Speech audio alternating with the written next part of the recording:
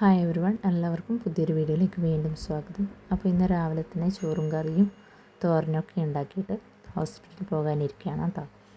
അപ്പോൾ തോരന് വേണ്ടിയിട്ട് നമ്മൾ ചതുരപ്പയർ കട്ട് ചെയ്ത് എടുത്തിട്ടുണ്ട്. അതേപോലെ അരപ്പിന് വേണ്ടി ഇതൊക്കെ ഒന്ന് ഒതുക്കിയെടുക്കുന്നുണ്ട്. അപ്പോൾ തോരനൊക്കെ അടുപ്പിലാക്കിയിട്ടുണ്ട് കേട്ടോ. സാധാരണ രീതിയിൽ നമ്മൾ ഉണ്ടാക്കുന്ന പോലെ തന്നെ എണ്ണ ഒഴിച്ച് കടുക് കാണിച്ചിട്ട് അതിലേക്ക് പയറിട്ടൊന്ന് മിക്സ് ചെയ്തെടുക്കുന്നുണ്ട്. ആവശ്യത്തിന് ഉപ്പ് ഇട്ടിട്ടൊന്ന് മിക്സ് ചെയ്തിട്ട് വേവിച്ചെടുക്കുന്നുണ്ട് അടച്ച് വെച്ചിട്ട്. നല്ല രീതിയിൽ അടച്ച് വെക്കണം കേട്ടോ. പിന്നെ വെന്ത് വരുമ്പോൾ നമ്മൾ തയ്യാറാക്കിയ അരപ്പ് ഇതിലേക്ക് ഇട്ട് കൊടുക്കുന്നുണ്ട്. അപ്പോൾ തേങ്ങയും ചെറിയുള്ളിയും പച്ചമുളകും വെച്ചിട്ടാണ് അരപ്പ് തയ്യാറാക്കിയിട്ടുള്ളത്. ഒതുക്കിയെടുക്കുക വേണം കേട്ടോ. ഒരുപാട് അരിയൊന്നും വേണ്ട, ജസ്റ്റ് ഒന്ന് ഒതുക്കിയെടുത്താൽ മതി. അരപ്പും ചേർത്തിട്ട് ഇതേപോലെ ഒന്ന് തട്ടിക്കുത്തി വെച്ചിട്ട് ജസ്റ്റ് ഒന്ന് ആവി കയറാൻ വേണ്ടി നമ്മൾ എന്ത് ചെയ്യണം, പൊത്തി വെക്കണം.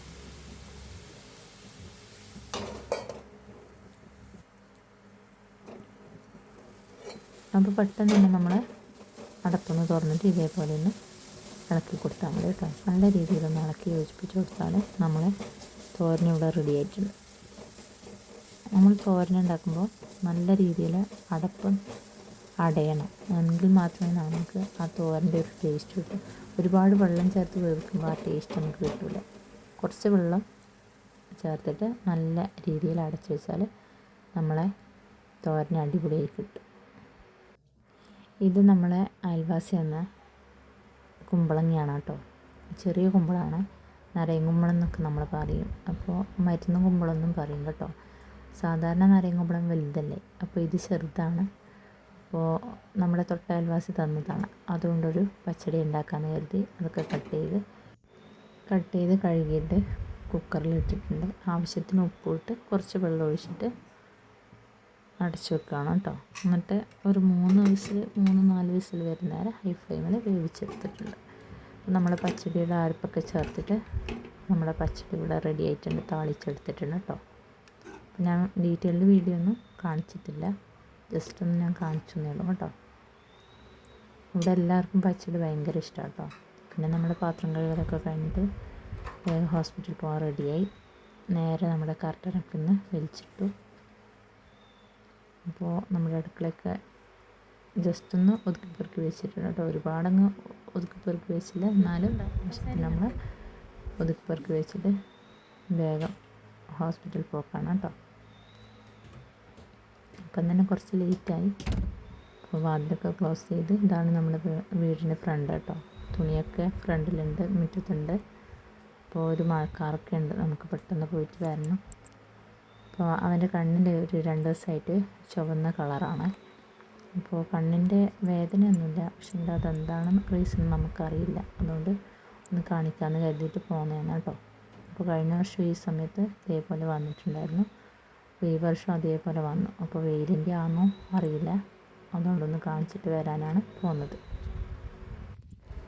അപ്പം നമ്മൾ നേരെ ഹോസ്പിറ്റലിലേക്ക് പോകാണ് കേട്ടോ. അപ്പോൾ ഇതൊക്കെ നമ്മൾ വീട്ടിൻ്റെ അടുത്തുള്ള സ്ഥലമാണ് കേട്ടോ, റബ്ബറാണ്. ഇത് നമ്മളെ വീട്ടിലേക്കുള്ള വഴിയാണ് കേട്ടോ. വീട് എന്ന് പറഞ്ഞാൽ നമ്മൾ തറവാട്ട് വീട്ടിലേക്കുള്ള വഴിയാണിത് കേട്ടോ.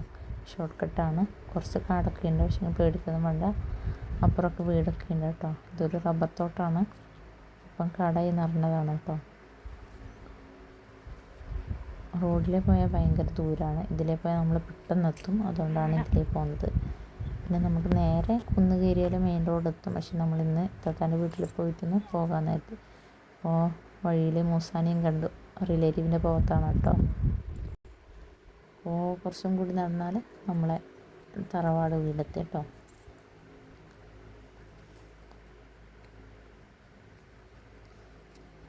അങ്ങനെ നമ്മൾ തറവാട് വീട്ടിലെത്തി.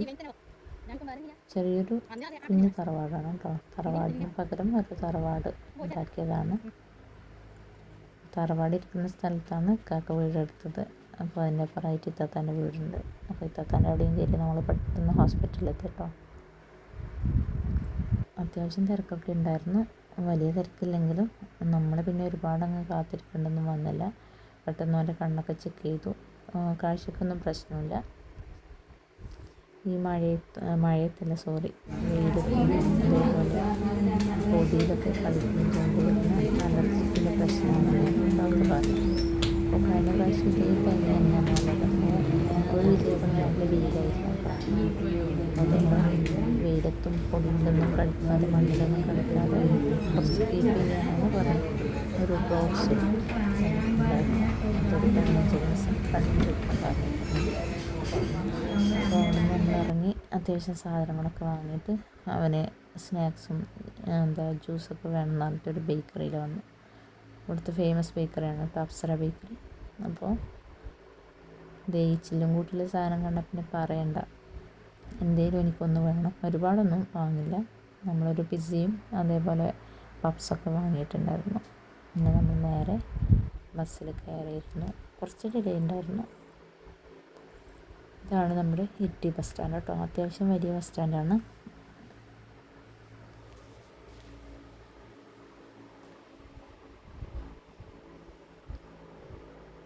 ഇടയ്ക്ക് പെട്ടെന്ന് ബസ് കിട്ടും, ഇടയ്ക്ക് ഭയങ്കര ഡിലേ ആവും. അങ്ങനെ ഒരു പ്രശ്നമുണ്ട് കേട്ടോ. ബസ്സിന് കാത്തിക്കുമ്പോൾ ചിലപ്പോൾ പെട്ടെന്ന് നമുക്ക് ബസ് കിട്ടും, ചിലപ്പോൾ നമ്മൾ കുറേ ഇങ്ങനെ ഇരിക്കേണ്ടി വരും. അപ്പോൾ ഒരു വെറുപ്പിക്കൽ തോന്നും.